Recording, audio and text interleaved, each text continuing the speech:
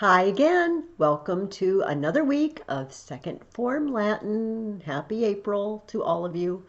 Hope you didn't play any terrible April Fool's jokes on anyone. We are really getting close to the end of our second form Latin book. You guys have done an amazing job. You've learned a lot. Keep reviewing everything. I can't stress that enough. Review, review, review. I almost would say that for every 5 minutes you spend learning something new, you should spend another 10 minutes reviewing everything you've already learned. Because it just makes Latin is more fun. I've said this before. Latin is more fun to learn, to work on if you don't have to look everything up. If you memorize it and you just can just pull it straight out of your head and you don't have to worry about it. So review vocabulary, review verb tenses, review principal parts, review everything. To that end, I believe last week on the video we did a verb synopsis. This week we're going to go over all of our noun declension endings, just so that we don't forget. Now that the book has shifted us over into working more with verbs for a while, let's not forget everything we worked so hard to learn. So to that end, let's go through. Let me grab my board. And we are going to go through all 5 declensions, and some of them have more than one group. Okay, here we go. First declension. A,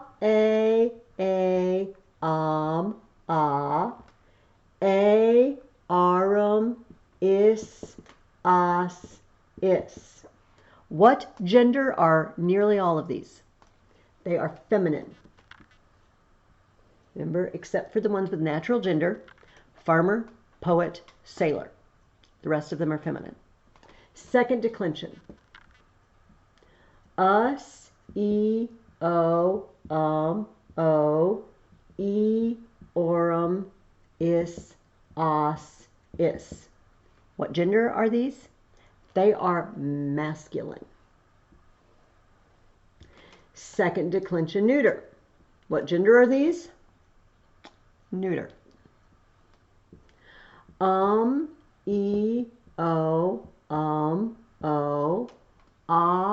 orum, is, is. Here, that's kind of far away. I'm going to put third down here. Okay. Third declension. X, is, em, a, s, ebus, s, ebus. What gender are these?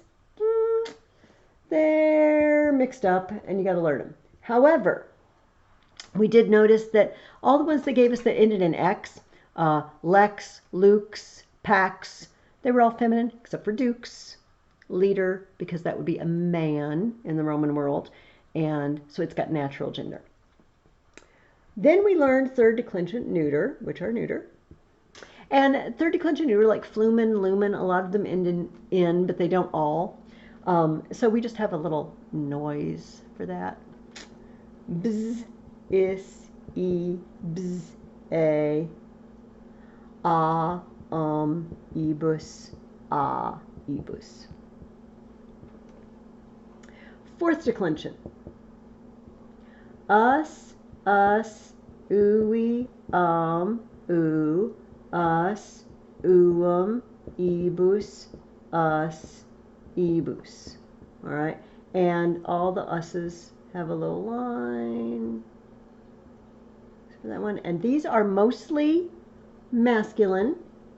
Do you remember the 2 that aren't? House and hand, domus and manus. Okay, and then I'm going to look this up. Fifth declension. S, aem, a, s, arum, abus, s, abus. All right, these are almost all feminine. Do you remember the one that's not? It's day. DS is masculine. Okay, keep working on those. Go back. It would not hurt a couple of times a week just to pick a noun and decline it, and then check yourself in the back of the book just to see if you did it right. just to stay current on that. Of course, you do use all of these endings a lot when you're translating sentences, so they get used repeatedly. But just keep current on all your noun endings, whatever it takes to do that. And if just what we just did, what did that take? I'm looking, okay, it took less than 5 minutes because the little time is running on the bottom of my video. It took less than 5 minutes. So in less than 5 minutes a day, you could just write out all the endings. And if you did that, man, you would really, really know them backwards and forwards. Okay. Last week, you started learning the passive voice in verbs. Instead of the subject doing the action is happening to the subject. And you learned the present tense endings, ris, ter, mer, mini, enter. Now, I think I messed up last week. I don't think I gave you the saying. I don't think we went over the saying. You've had to do the saying in your lesson, but let's just look at it. Amicus in necessitate probatur. A friend is proven in necessity. Oh, maybe we did go over that. I kind of remember saying a friend in need is a friend indeed. Okay, apparently we did. But hey, what did I just say? Review is always good, so now we're reviewing. All right. So notice the ter. A friend is proven. Not a friend proves. A friend is proven. Passive. So what I'd like to do first of all is just write some, do a verb drill. Like I said, if you want to stop the video, pause the video each time and think about it, you can. I'll give you a moment to think about it. Let me clean off our whiteboard.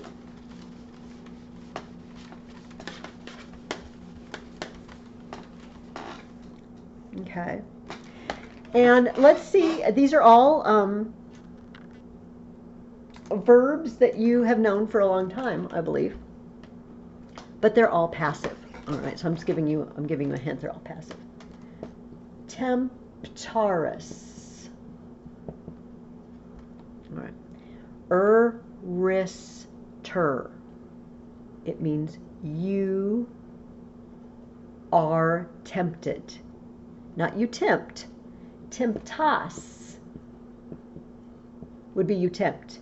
Temptaris is you are tempted. All right? How about datur? Erister. It's the he, she, or it. Not he, she, or it gives. He, she, or it is given. Or is being given. You can say it both ways. Here, let me move my book over so I can see my list better. Laudamur. Erister mer. It's the we.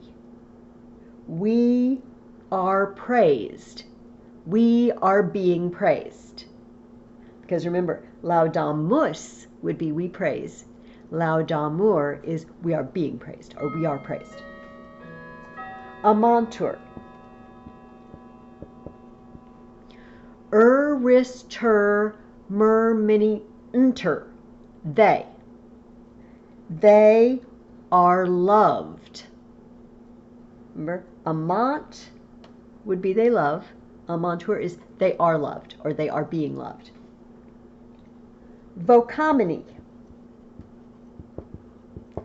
Erister mer mini.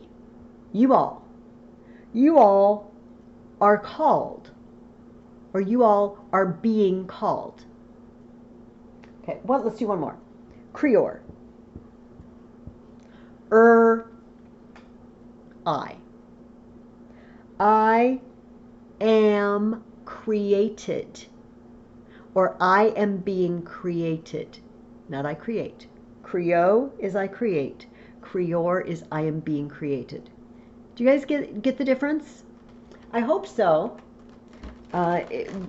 Being able to use the passive voice is a real, it opens up a lot of possibilities in the different types of sentences that you can write in Latin. Oh, I shouldn't have put that down because I made sentences up for you. Let's do my sentences before we move on to the new lesson. All right.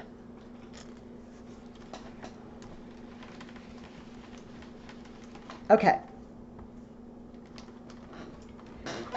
Here we go. You guys are, I hope you're getting good at these. I think you're getting good at these. I feel it. I feel it through the camera. All right.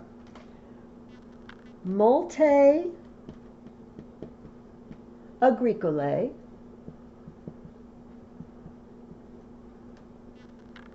cibum in horto habent. Let's start with the verb. Habeo means have, and it seems to be present tense. They have. Who is the they? Well, this could be a subject. Farmers. Farmers have. Many farmers have. What do they have? Now we need a direct object. We need something that has a direct object ending. Ooh, cibum has a direct object ending. Food. Many farmers have food in, do you remember what hortus means? In a garden, or in their garden, which is true. Many farmers have food in the fields also. Many non-farmers have food in a garden. All right, next one. Pueri a magistro laudantur.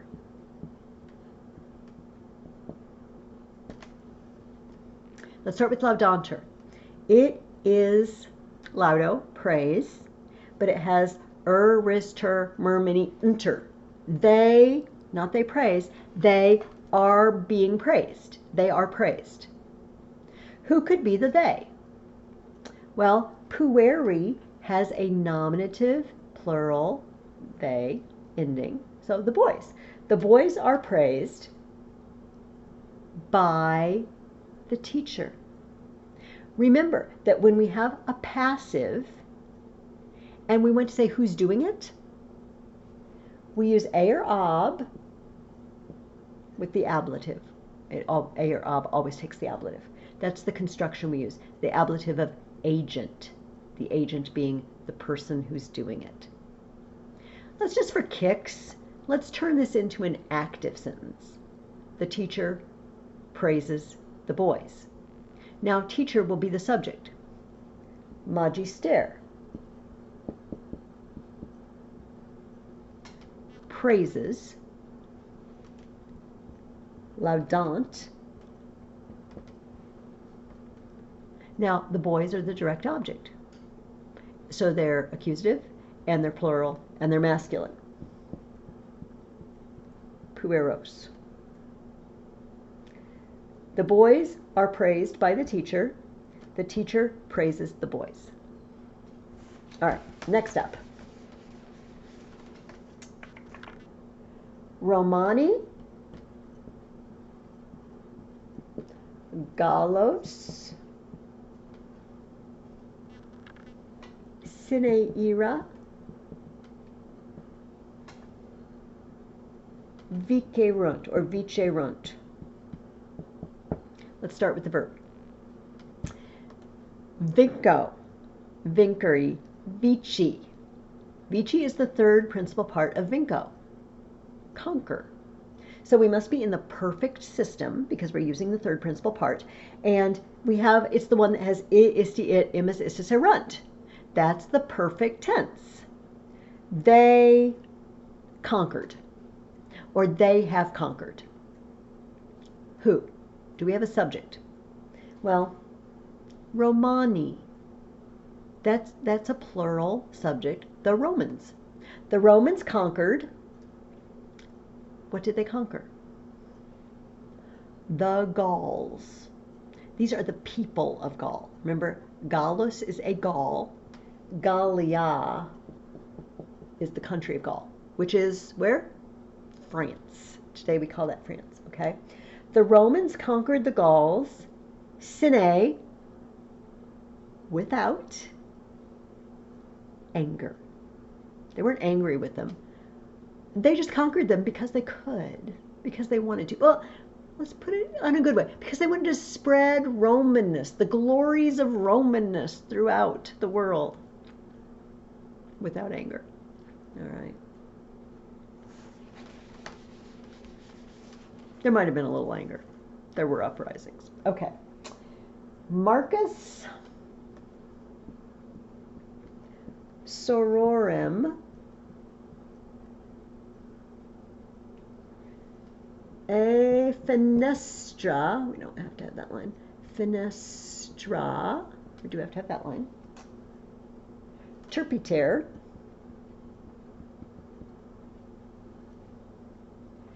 yekerat. Hats off to you, Carter. This is for you. Yekerat. Yakio means throw or hurl. Yakio, yakari, yeki. Yeki is the third principal part. So we know we're in the perfect system. And it's the one that has eram, eras, erat stuck on the end. It's the pluperfect. This is the one where we use the helping verb had. He had thrown. Now we need to look and see who could be the he. Is there a subject? Marcus can be the subject. Marcus had thrown. What did he throw? We need an accusative direct object. Look at that. Sororem. Marcus had thrown the sister, or his sister. I hope it was. Well, it had to be somebody's sister.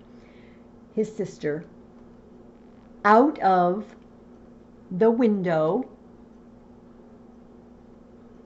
Turpiter.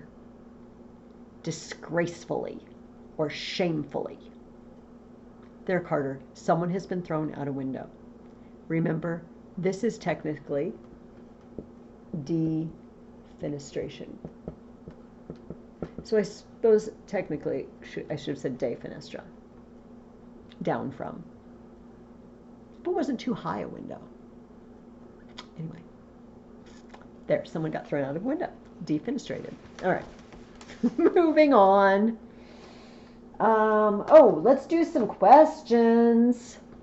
Quis ab urbe fugit. Remember, this is the first way we can make a question, by using a question word. Who, will, what, which, how, why. Let's start with the verb, though. Fugit or fugit. Fugio, fugis, fugit. It's present tense of flee. He flees, or he is fleeing. Who could be the he? Who? Who is fleeing away from the city? Who is fleeing away from the city? Okay, one more. So it's one way to make a question. Do you remember the other way? Audis ne, it's the other way, lupos in montibus. All right. Audis.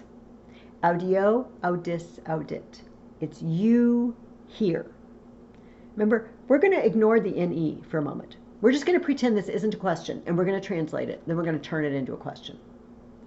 You hear, so we don't need to look for a subject, do we? Because the subject is you. You hear, what do you hear? We need a direct object. We have a direct object ending right here, lupos, wolves.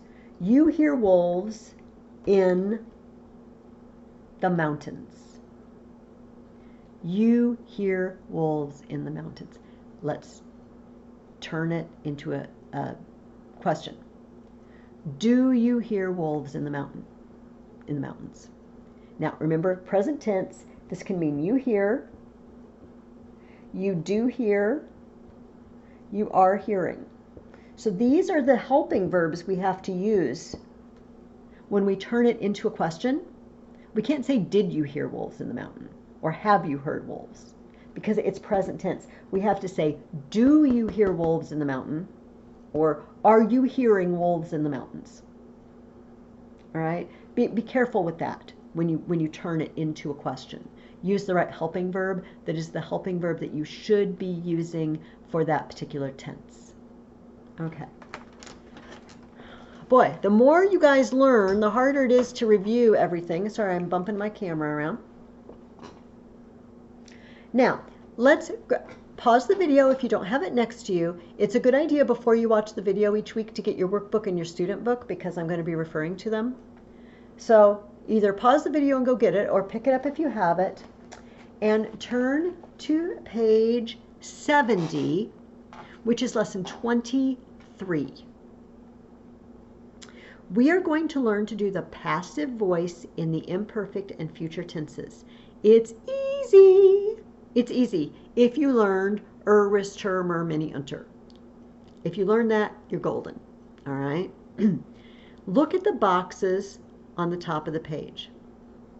Now, normally when we turn a verb in the first conjugation into imperfect, we use bom, ba, spot, bom, spot, spont. We're now going to use our passive imperfect endings, bar, bar, spatter, bammer, bammity, banter. Do you see how it's bom, ba, spot, spont, only with the rist, ter, mer, mini, unter endings on it? I think it's just easier just to learn bar, bar, spatter, bammer, bammity, banter. That is the passive imperfect. So, I'm a bomb means I was loving. I'm a bar means I was loved, or I was being loved. I'm a boss. Sorry. I'm a boss means you were loving. I'm a baris means you were being loved, or you were loved. It's happening to the subject. Do you hear the difference? All right. So you can look at the rest of that chart at the top of the page, and you can see how that works. All right. Now, the future passive endings still have rist, ter, mer, mini, unter, but they have some weird vowel changes I want you to look at very closely, okay? The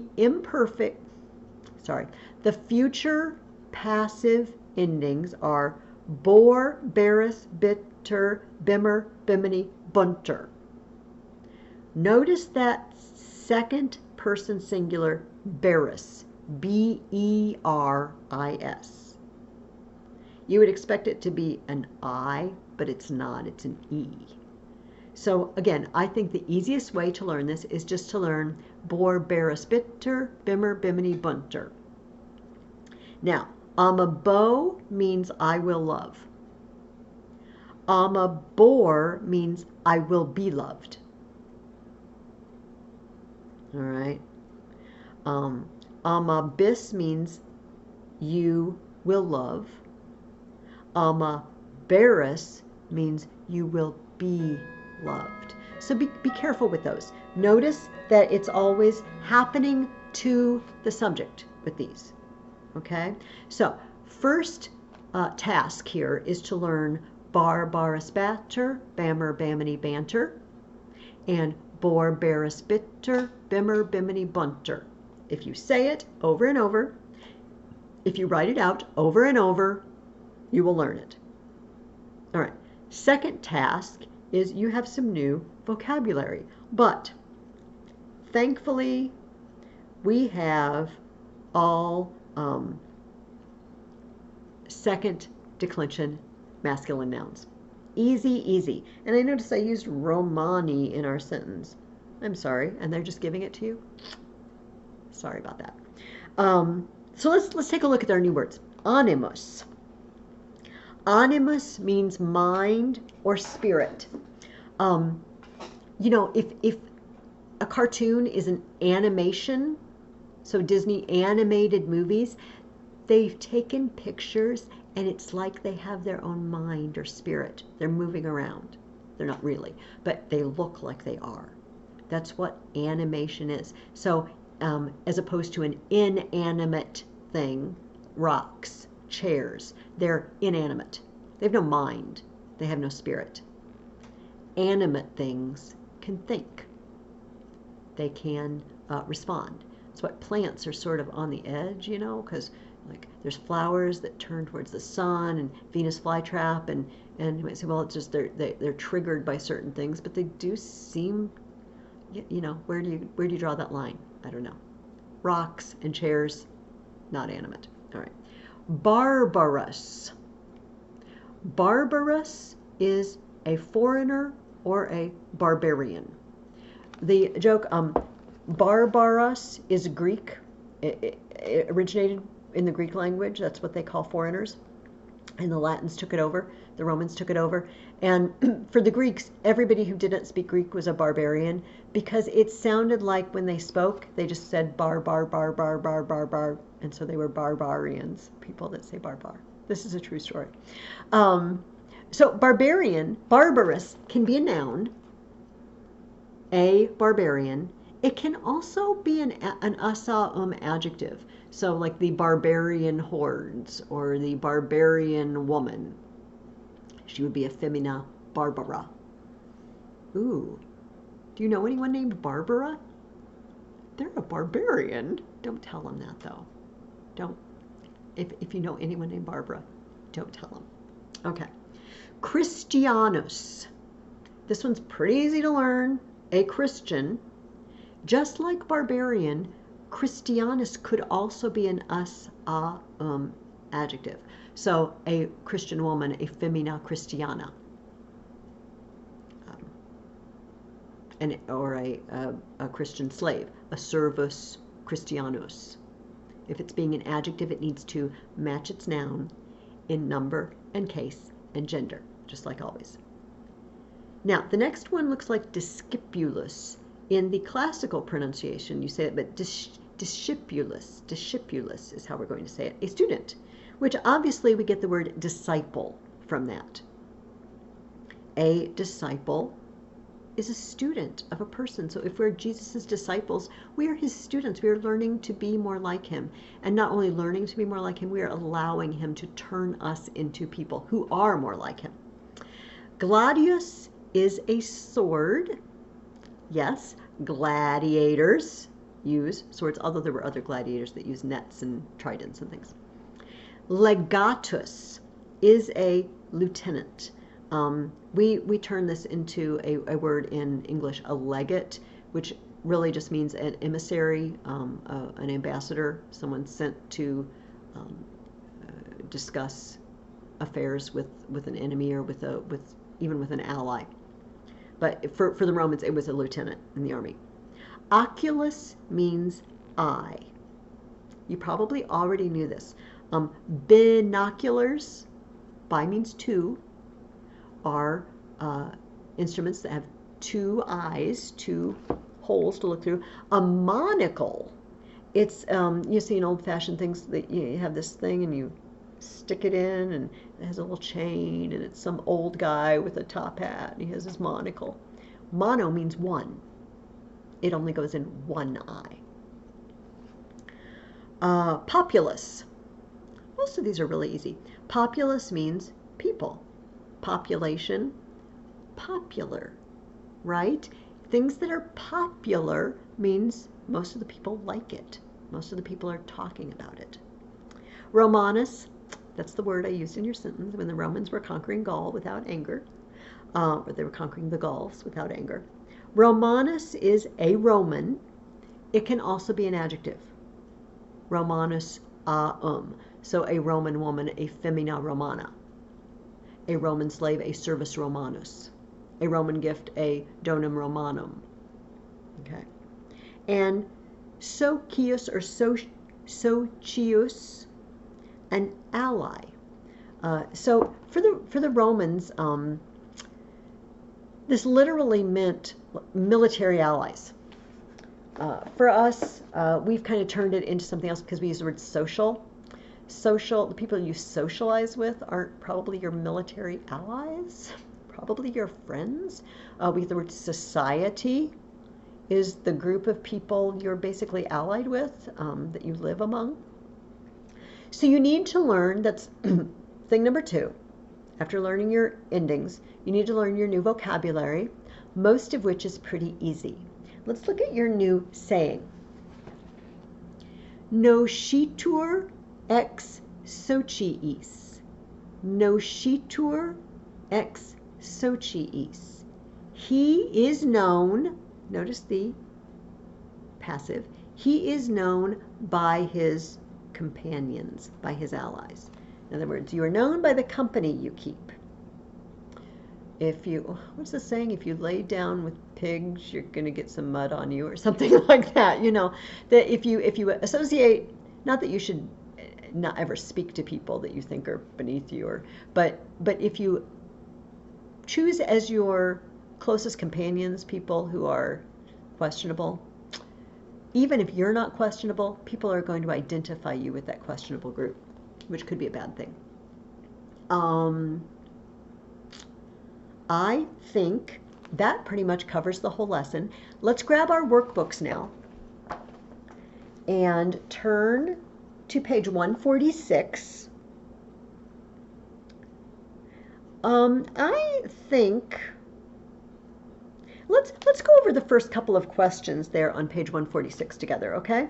It says give the 2 voices of Latin verbs. The 2 voices are active, which up until last week is the only one you had been using, and passive.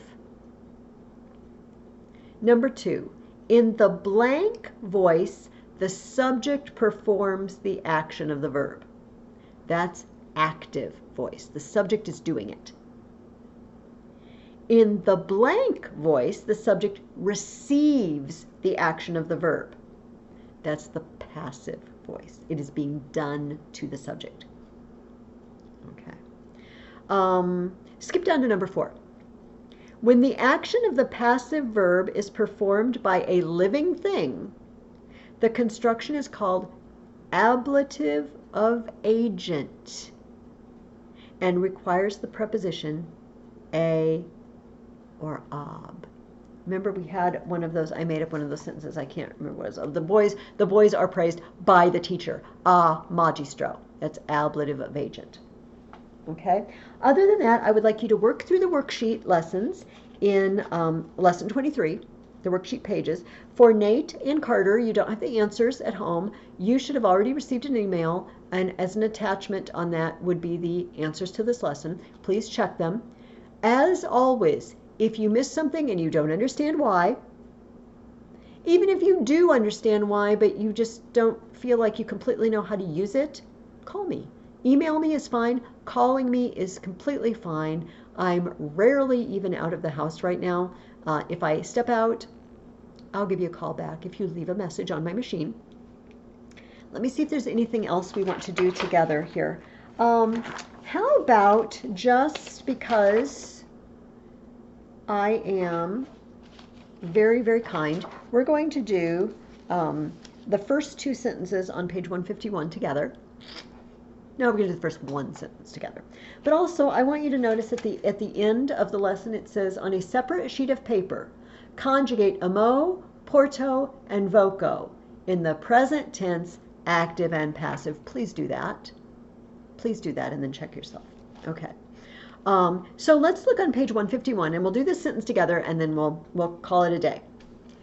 Sentence number 1 says, Roma are barbarous opunibatur. Let's start with the verb, as always. Opunio means attack. And we have the ending barbarous batter. That's he, she, or it was attacked. We have 3 steps there. The ter tells me it's he, she, or it. The batter tells me it's imperfect.